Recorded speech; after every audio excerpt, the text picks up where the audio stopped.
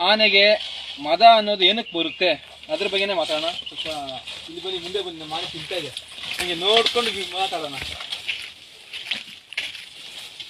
ಆನೆಗೆ ಏನಕ್ಕೆ ಮದ ಬರುತ್ತೆ ಅಂತ ಹೇಳಿದ್ರೆ ಏನಿಲ್ಲ, ಒಂದು ಹೆಣ್ಣಿನ ಸಂಬಂಧಕ್ಕಾಗಿ ಆನೆಗಳಿಗೆ ಮದ ಬರೋದು. ಒಂದು ಸಂಬಂಧ ಅನ್ನೋದು ನಿಮಗೆ ಅಷ್ಟು ಬಿಡಿಸಿ ಹೇಳೋದು ಬೇಕಾಗಿಲ್ಲ, ನೀವು ಸಿಂಪಲ್ ಆಗಿ ಹೇಳ್ತೀನಿ.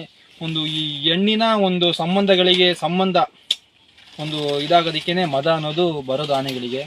ಆ ಟೈಮಲ್ಲಿ ಆನೆಗಳು ಏನು ಮಾಡುತ್ತೆ ಅಂದರೆ ಒಂದು ಹೆಣ್ಣು ಆನೆನ ಹುಡ್ಕೊಂಡು ಹೋಗೋ ಒಂದು ಮನಸ್ಥಿತಿ ಬರುತ್ತೆ, ಯಾವ ಆನೆಗಾದರೂ ಅಷ್ಟೇ. ಅದು ಕೆಲವೊಂದು ಸಣ್ಣ ಯಾವ ವಯಸ್ಸಿನ ಶುರು ಅಂದರೆ ಒಂದು 20 ವಯಸ್ಸಿನ ಮೇಲೆ ಇರೋ ಆನೆಗಳಿಗೆ ಮದ ಬಂದ ಮೇಲೆ ಈ ಥರ ಒಂದು ಇದಾಗುತ್ತೆ. ಆದರೆ ಸ್ಟಾರ್ಟಲ್ಲೇ ಹಿಂಗೆ ಬರೋದು, ಫುಲ್ ಇಳಿಯಲ್ಲ, ಲೈಟಾಗೇ ಬರ್ಬೋದು, ನೋಡ್ತಾ ಇರ್ಬೋದು ನೀವು.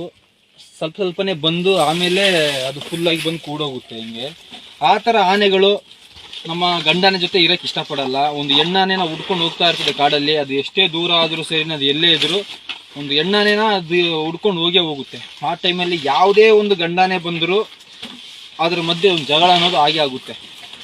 ಆ ಟೈಮಲ್ಲಿ ಇವಾಗ ನಾರ್ಮಲ್ ಆಗಿರೋ ಒಂದು ಆನೆ, ಒಂದು ಮದ ಬಂದಿರೋ ಆನೆ ಮುಂದೆ ನಿಂತ್ಕೊಬಿಟ್ರೆ ಭಯ ಪಟ್ಕೊಬಿಡುತ್ತೆ. ಏನಕ್ಕಾದ್ರೆ ಮದ ಅನ್ನೋದು ಅಷ್ಟೊಂದು ವಿಚಿತ್ರ ಪವಿತ್ರ ಅಂತ ಹೇಳ್ಬೋದು. ಏನಕ್ಕಾದ್ರೆ ಮದ ಇರೋ ಆನೆಗೆ ತುಂಬಾ ಕೋಪ ಜಾಸ್ತಿ, ಹೆಂಗೆ ಹೇಳಿದ್ರೆ ತುಂಬಾ ಬಿ ಪಿ ಅದಕ್ಕೆ. ಏನಕ್ಕಾದ್ರೆ ಏನೇ ಆದ್ರೂ ಅದ್ರ ಫುಲ್ ಟೆನ್ಷನ್ ಆಗ್ಬಿಟ್ಟು ತಲೆಯಲ್ಲಿ ಎಲ್ಲ ಅದು ಬೆಂಕಿ, ಅವಾಗ ಆ ಟೈಮಲ್ಲಿ ಆನೆಗಳು ಬೆಂಕಿ ಆಗೋಗಿರ್ತದೆ. ಅದಕ್ಕೆ ಒಂದು ಹೆಣ್ಣಿನ ಒಂದು ಸಂಬಂಧನೇ ಬೇಕಾಗಿರುತ್ತೆ ಹೊರತು ಅದ್ರ ಮಧ್ಯೆ ಯಾವ ಆನೆ ಬಂದ್ರು ಏನೇ ಮಾಡಿದ್ರು ಅದು ಲೆಕ್ಕ ಮಾಡಲ್ಲ, ನೀವೇ ನೋಡ್ಬೋದು. ಆದರೆ ಇದಕ್ಕೆ ಲೈಟಾಗೆ ಬಂದಿದೆ, ಇದು ಫುಲ್ ಇಲ್ಲಿಂದ ಹಿಂಗೆ ಬಂದ್ಬಿಟ್ಟು ಇಲ್ಲಿ ಕೂಡೋಗ್ಬಿಡ್ತಾ, ಇದು ಕೂಡೋಗ್ಬಿಟ್ಟು ಆನೆ ಮಾತ್ರ ತುಂಬ ಡೇಂಜರ್ ಆಗಿತ್ತು. ಕೆಲವರು ಹೇಳ್ತಾರೆ ಏನೇನೋ ಹಂಗೆ ಹಿಂಗೆ ಅಂತ, ಆ ಥರ ಏನಿಲ್ಲ. ಒಂದು ಹೆಣ್ಣಿಗಾಗಿನೇ ಒಂದು ಮದ ಅನ್ನೋದು ಒಂದು ಆನೆಗಳಿಗೆ ಬರೋ ಒಂದು ವಿಷಯ. ಆ ಟೈಮಲ್ಲಿ ಇನ್ನೊಂದು ವಿಷಯ ಏನಂದರೆ, ಯಾವುದೇ ಒಂದು ಆನೆ ಬಂದರೂ ಒಂದು ಹೆಣ್ಣಾನೆ ಗುಂಪಿಗೆ ಸೇರ್ಕೊಬಿಡುತ್ತೆ. ಏನಕ್ಕಾದ್ರೆ ಒಂದು ಹೆಣ್ಣಾನೇ ಹುಡ್ಕೊಂಡು ಹೋಗಿರುತ್ತೆ, ಅದು ಆ ಹೆಣ್ಣ ಆನೆ ಗುಂಪಲ್ಲೇ ಇರುತ್ತೆ. ಒಂದು ವಿಷಯ ಹೇಳ್ಬೇಕಾದ್ರೆ ಇನ್ನೊಂದು, ಅದು ಒಂದೇ ಆನೆ ಜೊತೆ ಸಂಬಂಧ ಇಟ್ಕೊಳ್ಳುತ್ತೆ.